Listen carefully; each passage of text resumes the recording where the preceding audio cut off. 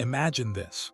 You wake up in a world that blinks and scrolls, a realm where the buzz of notifications is the morning's first alarm, and the glow of screens colors the very air you breathe. Your fingers reach instinctively for a device that feels more like an extension of your body than a tool, a portal that promises connection, knowledge, entertainment, and yet, somehow, never quite delivers on the quiet promise of peace. You glance at the endless stream cascading before your eyes, a relentless tide of images, words, sounds, each designed to catch your gaze, clutch your attention, and never let go. But here's the paradox. The more you dive into this ocean, the more you feel stranded on a desert shore, parched for something real, something deeper, something truly yours. You sense a gnawing emptiness beneath the surface, a subtle disquiet that whispers, "Is this all there is?" The world hums with activity, yet inside, your mind feels dimmed, dulled, scattered. How can it be that in an era bursting with unprecedented access and technological marvels, so many of us wander through our days distracted, addicted, fragmented? How did the very tools birthed to liberate and enlighten us become chains that bind our consciousness, fracturing our focus and quieting our innermost voices? This contradiction shakes you. Are you truly freer or just more entangled, more connected or more isolated? Take a moment and consider the landscape you inhabit, not just the physical space, but the invisible architecture of influence and intention that shapes your reality. There is a silent orchestration behind the scenes, a vast, complex system with a clear objective: to keep you hooked, to keep you clicking, liking, scrolling, consuming. It's not merely about distraction, it's about addiction. Not the addiction of substances alone, but the insidious kind woven into your daily rituals, disguised as convenience, pleasure, or necessity. It's addiction cloaked in dopamine hits and digital rewards, pulling your attention like gravity towards things that offer momentary relief but long-term depletion. Ask yourself, who benefits when your attention fractures, when your thoughts scatter like leaves in a storm, when your patience erodes and your curiosity dulls? Certainly not you, not the silent, contemplative self that yearns for depth and meaning. The beneficiaries are elsewhere, entities, economies, and systems that thrive on your divided attention and your perpetual engagement with superficial stimuli. The paradox deepens. Society champions autonomy, individuality, and the pursuit of happiness, yet systematically engineers the conditions that undermine these very ideals. Freedom is celebrated, yet your freedom is commodified. Your choices are vast, but the architecture of choice channels you repeatedly toward the same digital traps, algorithms designed to hypnotize by predicting your desires before you even recognize them. Imagine standing at a crossroads where every path looks inviting, every signpost shouts engage, consume, be entertained, but the roads wind deeper into labyrinths carefully crafted to confuse and ensnare. The more paths you take, the more lost you become. Is this maze a reflection of your genuine interests and values, or an elaborate mirage imposed from afar? If your attention is the currency of today's world, are you a willing spender or an unwitting defrauded victim? Now consider the deeper, almost existential tension at play. Your mind is not just a vessel for information, it's the seat of your identity, your sense of self. Yet when that mind is under constant siege from distractions designed to fragment and scatter, what happens to the self? Is it strengthened, diminished, or fundamentally altered? Is the continuous bombardment a form of quiet erasure, where your inner world is drowned out by an endless external noise? In this cacophony, where does your true self find refuge, if at all? You might suspect that distraction is merely a personal failing, that discipline, willpower, or better time management could solve this crisis. But what if the forces at work are far more insidious and systemic? What if the problem is not just you, but a grand design baked into the very fabric of modern society and economy? What if this is less about individual choice and more about engineered consent, an elaborate social contract you never agreed to, yet live by every day? And here arrives an even darker question. If society wants you addicted and distracted, what does it hope to gain? Why would it invest immense resources into keeping you in this fragmented state, unable to focus deeply, unable to resist impulse, unable to summon sustained reflection or collective awareness? What if your distraction is not accidental but intentional, a strategy to maintain control, to pacify potential rebellion, to hollow out the communal spaces where real engagement and resistance might bloom? Imagine further, a world where your attention is so fragmented that the very idea of shared reality begins to crumble. When every person is locked in their own bubble of curated content, filtered truths, and incessant stimulation, how can society hold together? If your gaze is perpetually pulled apart, how is collective action even conceivable?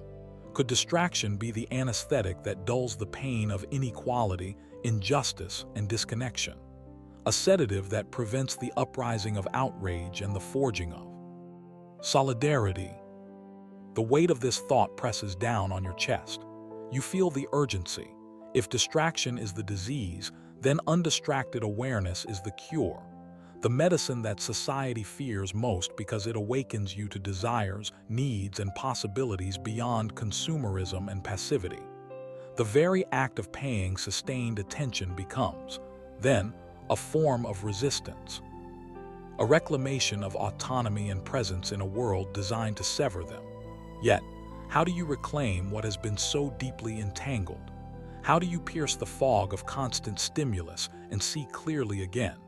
Where does the journey begin when every moment is already claimed by invisible forces vying for you? These questions loom like shadows, waiting, not for answers just yet, but for recognition. Because to recognize the design, to grasp the machinery beneath the surface, is the first step toward breaking free. The threads of addiction and distraction are woven tightly into the society you know, but they are not unbreakable.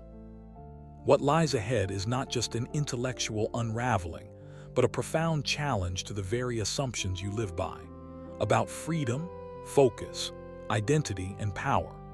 To understand why society wants you addicted and distracted is to glimpse the contours of a deeper struggle, one that is as much about your mind and spirit as it is about the structures of economy and culture.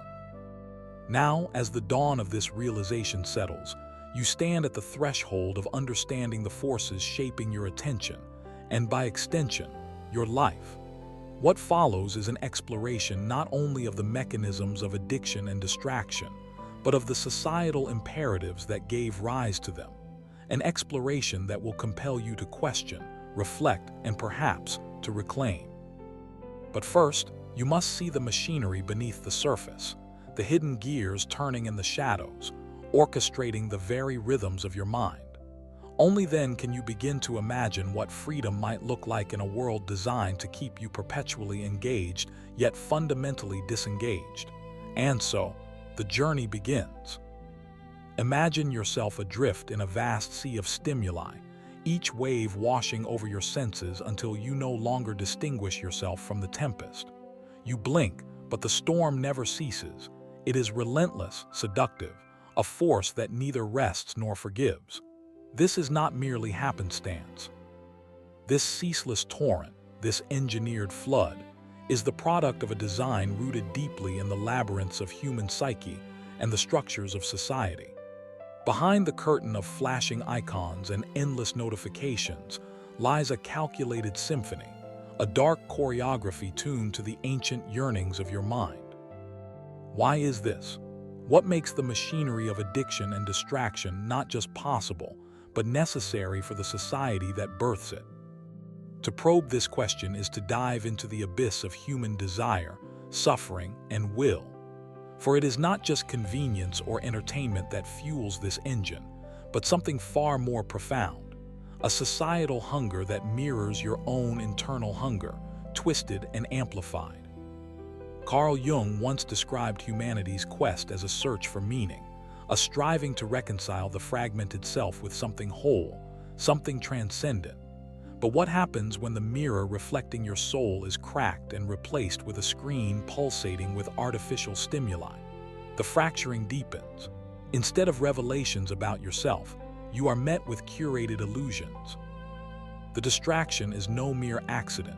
It is a response to the terrifying void within, the silent scream of existential emptiness Nietzsche so often warned about.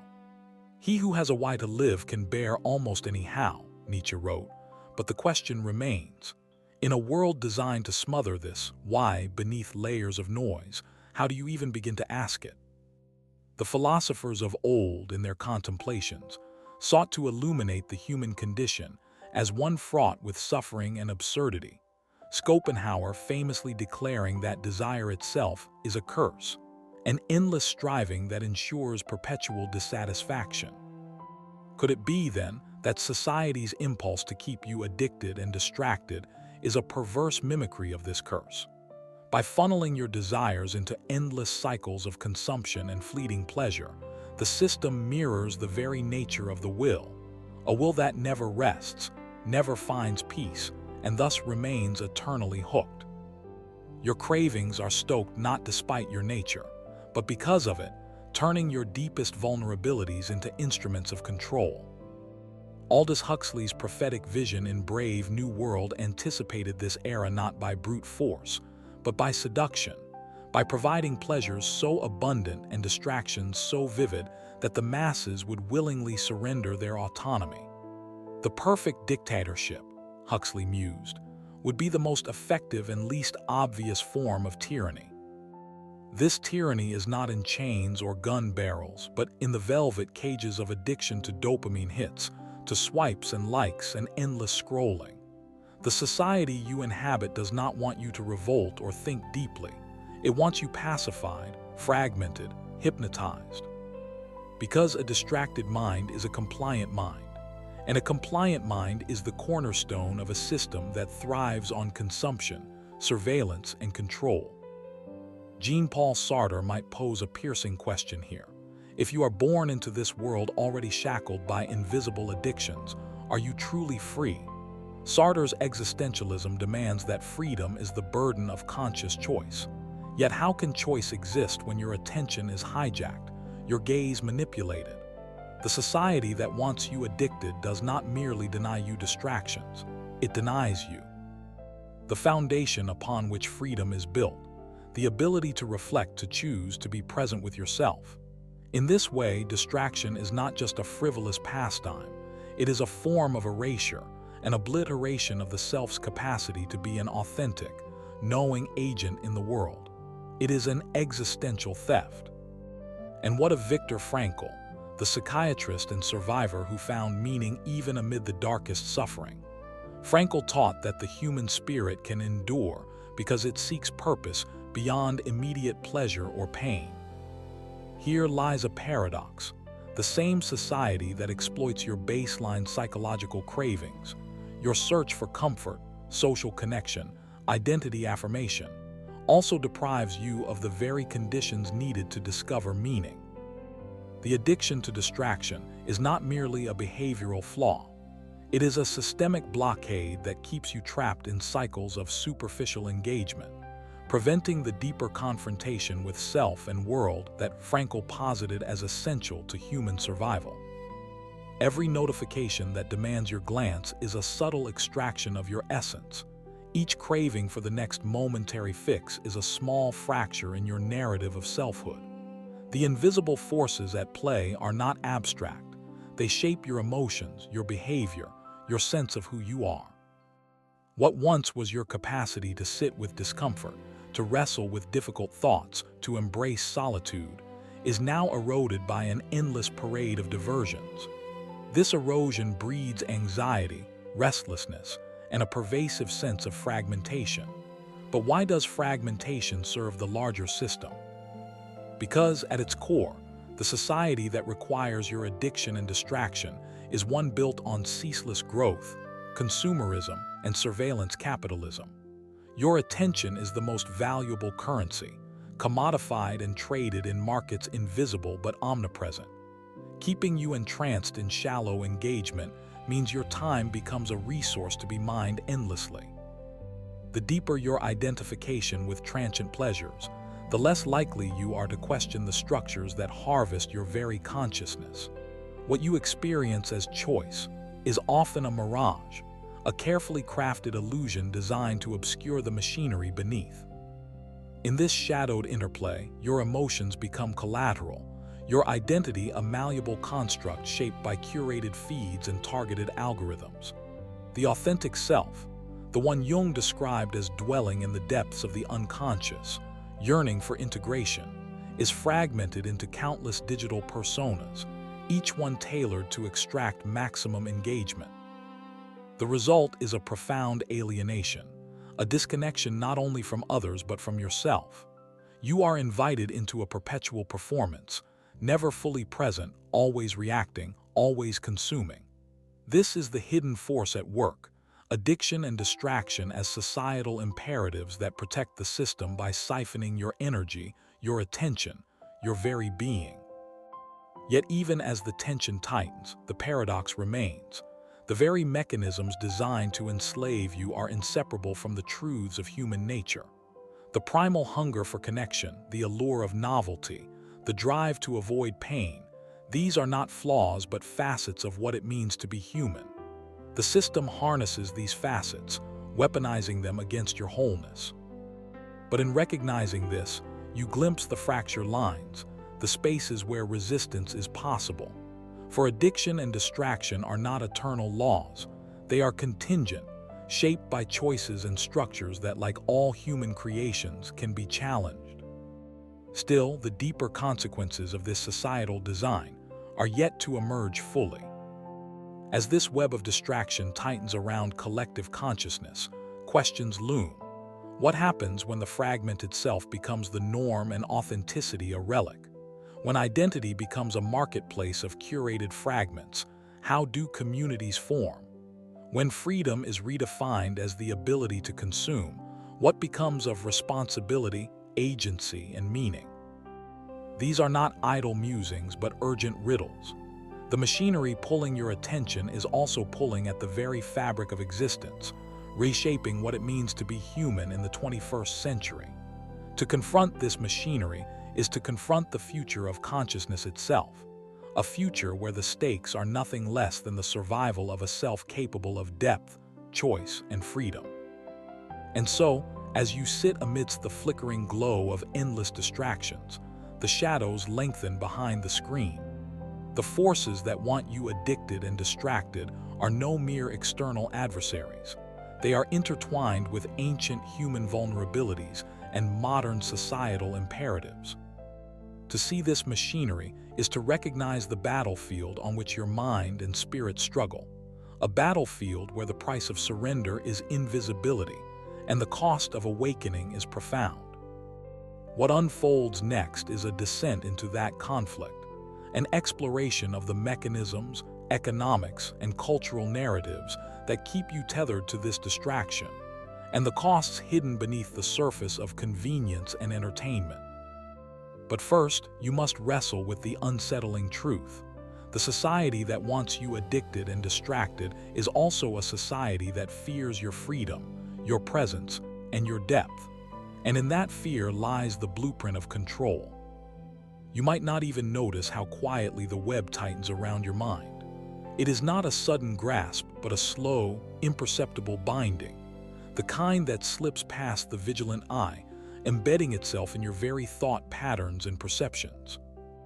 This machinery that feeds your addiction and distraction drills deep into the architecture of your cognition, exploiting ancient neural pathways that have been honed over millennia, yet are extraordinarily vulnerable to modern manipulation.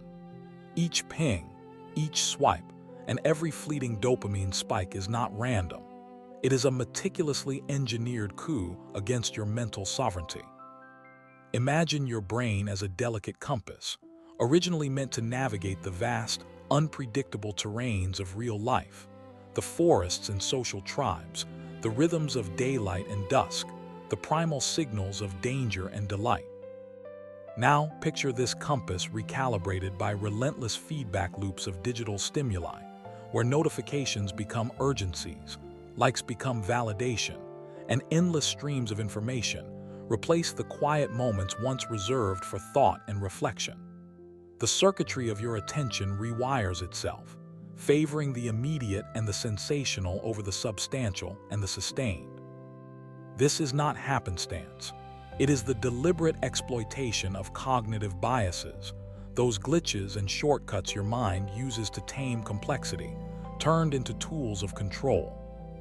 Take, for example, the availability heuristic, a mental shortcut where your brain estimates the importance or frequency of an event by how easily it recalls similar instances.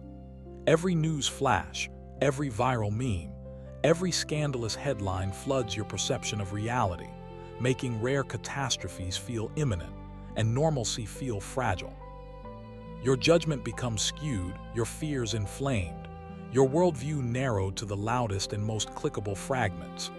Meanwhile, the most pressing truths, the slow-burning crises, the quiet acts of kindness, the deep patterns that shape your society, fade into the background, eclipsed by the noise. Or consider the bait of intermittent rewards, whose psychological imprint is so powerful it rivals the addictions of substance. Social media platforms and apps use algorithms engineered to mirror slot machines, unpredictably delivering likes, comments, and shares. That jangling bell of sensation triggers dopamine surges, the same chemical that floods your system when you eat sugar or win a gamble. Your brain begins to chase uncertainty, seeking that next hit, trapped in loops of craving and brief, hollow satisfaction. This is how distraction becomes addiction without the velvet rope of your awareness. Yet it is not just chemistry but culture that molds the landscape of your captivity. From the earliest age, you are conditioned to equate productivity with worth, busyness with value, speed with success. The societal applause for multitasking, for the always-on work ethos, and the celebration of information consumption masks a profound erosion of contemplative depth. You have been taught to fear boredom as a failure, to shun silence as a void demanding filling. This cultural conditioning makes you a willing participant in your own enslavement. The machinery works because it aligns with your ingrained beliefs about life and self. And as these forces infiltrate your psyche, the personal transforms into the societal, seamlessly threading individual distraction into a collective experience of fragmentation. Your distracted mind contributes to distracted communities, distracted politics, distracted economies. Public discourse no longer treads the slow path of reasoned debate, but darts in chaotic bursts between outrage and apathy. The very institutions that require informed participation crumble under the weight of disengagement and superficial interaction. Democracy, dialogue, and dissent, the pillars of meaningful society, become casualties in the battle for your attention.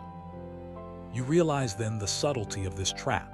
It does not merely steal your time or focus, but redefines your sense of reality.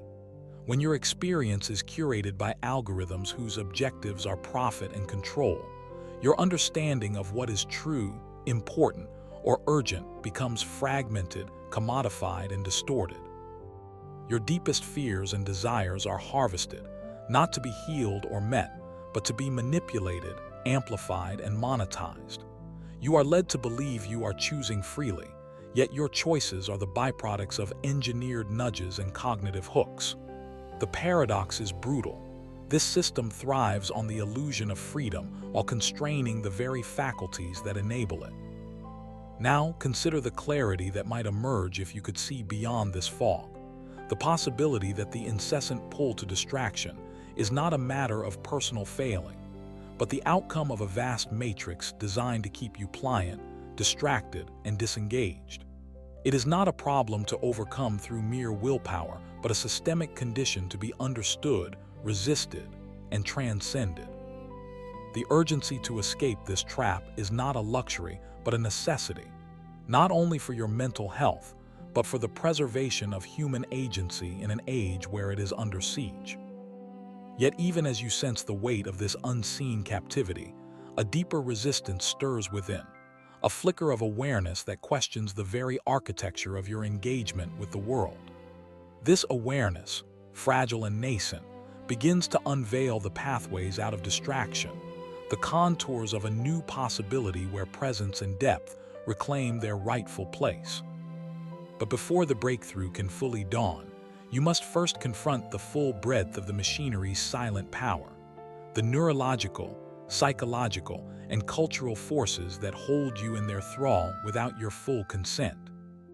It is in this confrontation that the stakes become undeniable.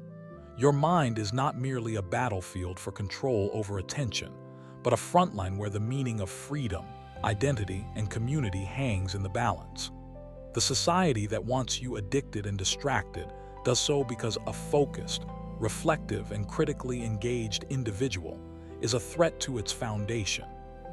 It fears you not because you are dangerous, but because you are unpredictable and ungovernable when truly awake.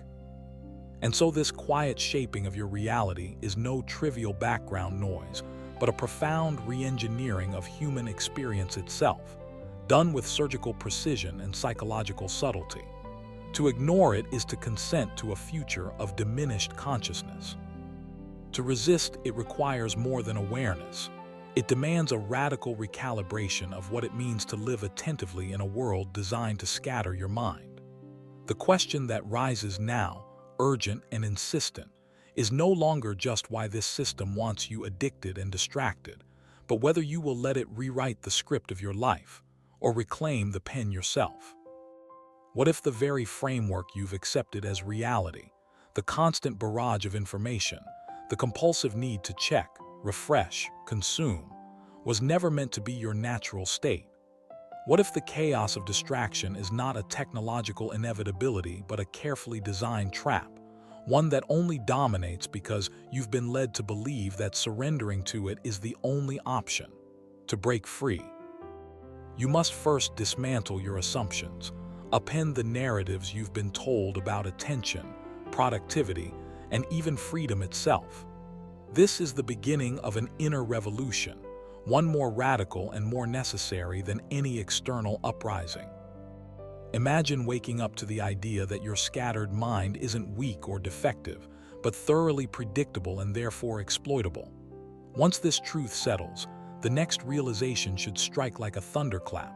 What you think of as focus is not a rare, elusive talent but a practice, one that throughout history has been cultivated and protected by those who understood its power. Focus is the secret weapon of the ungovernable mind, and reclaiming it means rediscovering a capacity that doesn't require resistance as a struggle, but resistance as a deliberate choice made again and again. History offers fierce evidence of this possibility. Think of the monks who, in the middle of chaotic civilizations, cloistered themselves to practice silence, contemplation, and deep attention. Their lives weren't escapes but acts of defiance. Or consider the revolutionaries and thinkers who refused the spectacle of their distracting eras. Individuals like Thoreau, who retreated to Walden Pond not to run from society, but to rediscover the clarity of self-possession. Even in the industrial age, where machines demanded speed and efficiency, there were pockets of resistance. Writers, artists, and philosophers who insisted that depth and reflection were not optional but essential for truly understanding the world.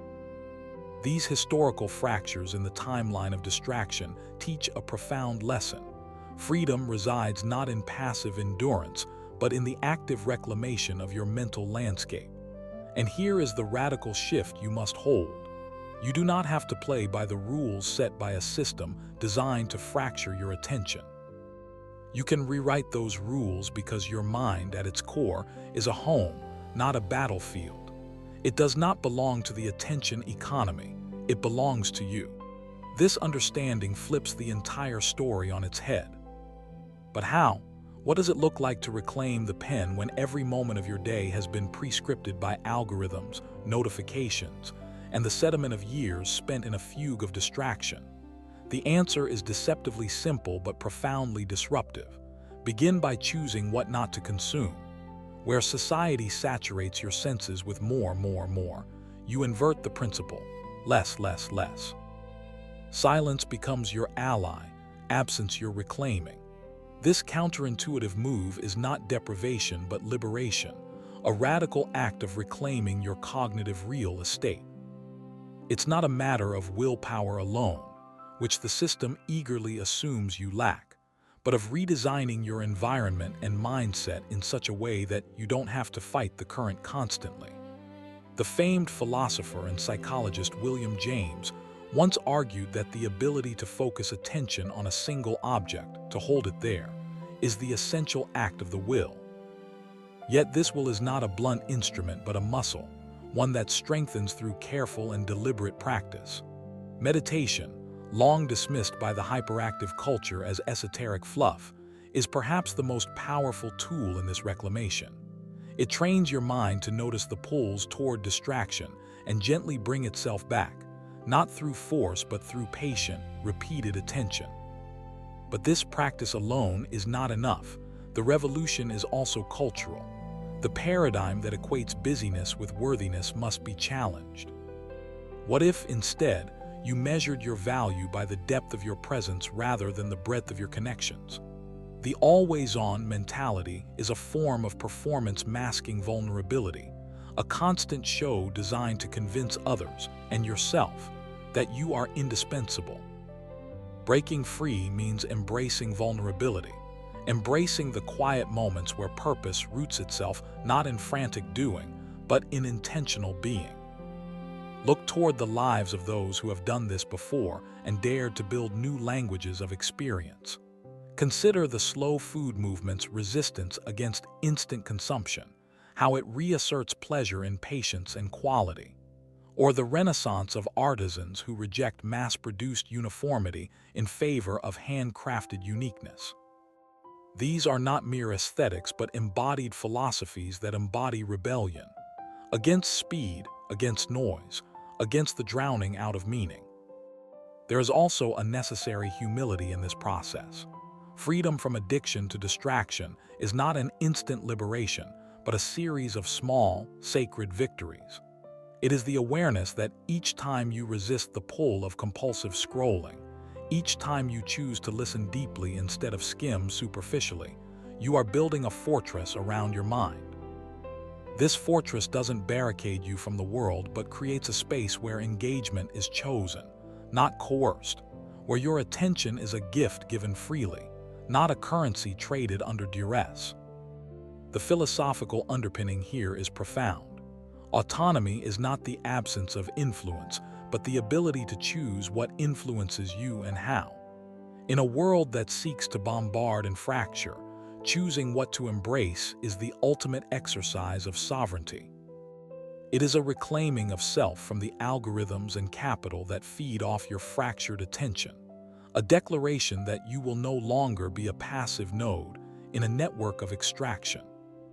This shift requires a new language of self-understanding, not as a consumer of fleeting stimuli, but as a creator of sustained moments. You begin to see your time not as something to fill, but as a canvas to shape. Every choice to disconnect is not an escape, but a strategic withdrawal, a gathering of strength, a cultivation of presence that will fuel deeper action and clearer vision. You are not powerless. You are insurgent. The tools for resistance are ancient and modern, combining the quiet discipline of mindfulness with the sharp precision of digital literacy. It is a dance between retreat and engagement, between silence and speech, between stillness and movement. The power lies in this tension, not in brute force but in subtlety, not in total rejection but in selective embrace. And so, you begin to rewrite your story. No longer a victim of endless distraction, you become the architect of attention. No longer a passive recipient of a culture that profits from your addiction, you become an active participant in the cultivation of presence. The society that wants you distracted finds its control weakening with every choice you make, every moment you anchor yourself in the present. Is this revolution easy? No. Is it rare? Perhaps.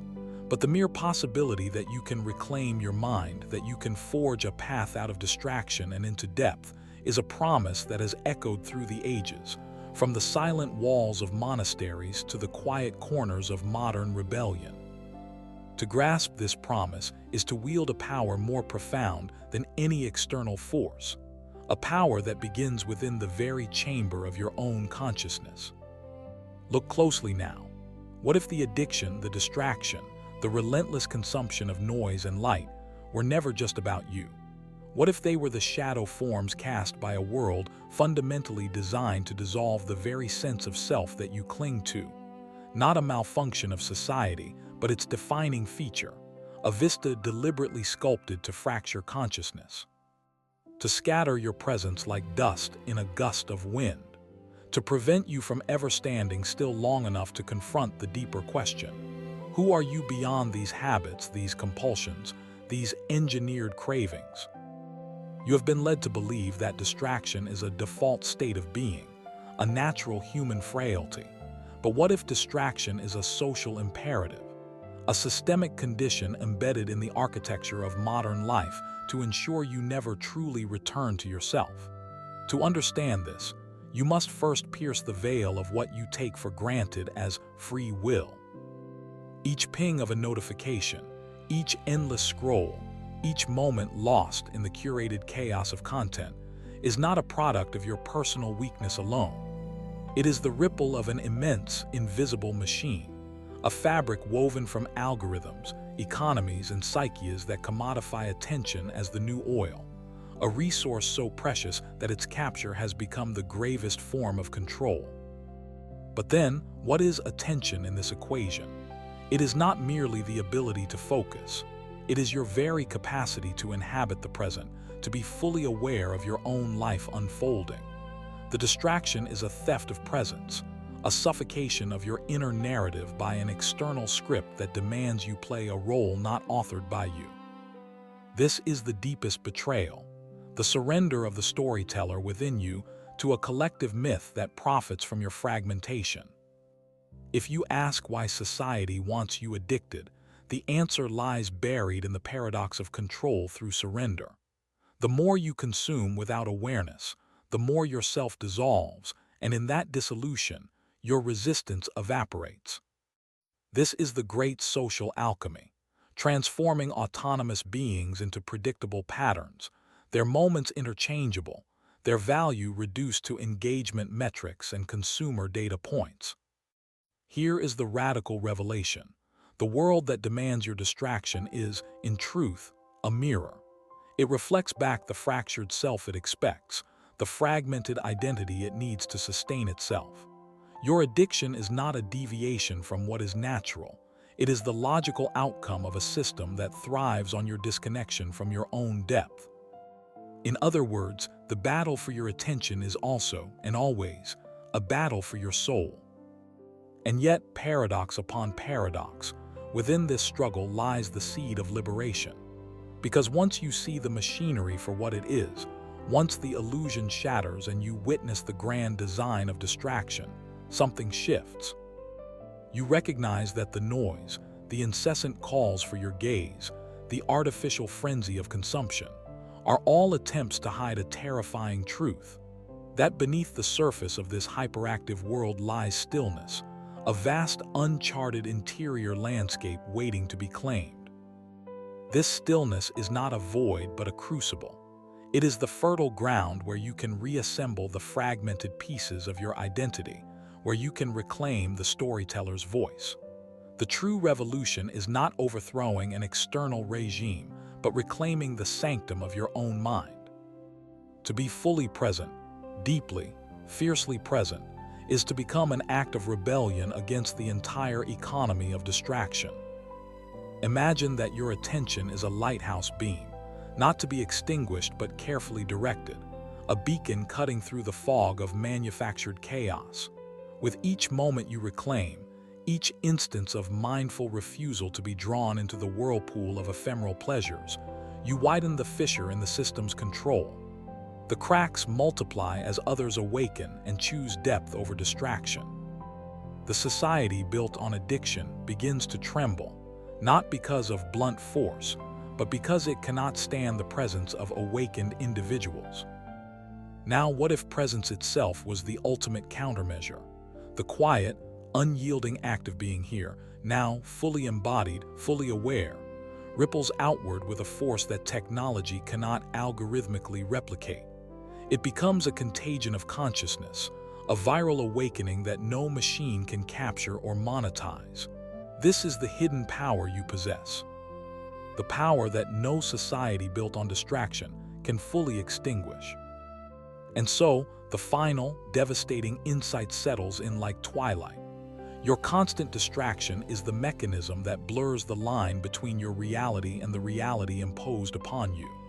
The world as you experience it, the flicker of screens, the endless chatter, the surge of dopamine, is a manufactured layer designed to numb your capacity for existential clarity. It is a veil drawn tight to obscure the raw, unsettling freedom of true presence. To pull back, this veil requires courage, not the absence of fear, but the willingness to face fear without flinching. In that confrontation lies a secret older than civilization, a secret whispered by poets and mystics, philosophers and rebels, that your life is not merely a series of moments to be managed, but a profound unfolding. Each breath, each decision to break with distraction, each refusal to surrender your gaze to the artificial, is a declaration that you will not be owned, will not be fractured into data points, will not be dissolved into the endless night of consumer culture. The screen dims, the noise fades, and a silence rises. It is at once terrifying and beautiful, a reminder that the true landscape of your existence is not outside in the clamor, but inside, waiting to be explored with fearless attention. Will you step into that silence? Will you claim the raw, unvarnished reality of your own presence, and in so doing, unravel the addictive spell society has cast over you? The choice is yours alone, but know this: every moment spent anchored in distraction is a moment spent away from the vast, luminous terrain of your own truth. Every moment reclaimed is a step toward the kind of freedom that no external power can grant or take away. Freedom not of circumstance, but of consciousness. And so, as the final light slips beneath the horizon, the question remains, not just a whisper, but a challenge ringing through the corridors of your mind. Will you remain a captive of the spectacle, a ghost adrift in a sea of noise? Or will you rise, fierce and unyielding, to become the sovereign of your own attention, the author of your own life, the witness to a deeper truth that no distraction can ever erase? The revolution begins not with a shout, but with a quiet turning inward. And in that turning, the world, as you have known it, begins to unravel and rewrite itself anew.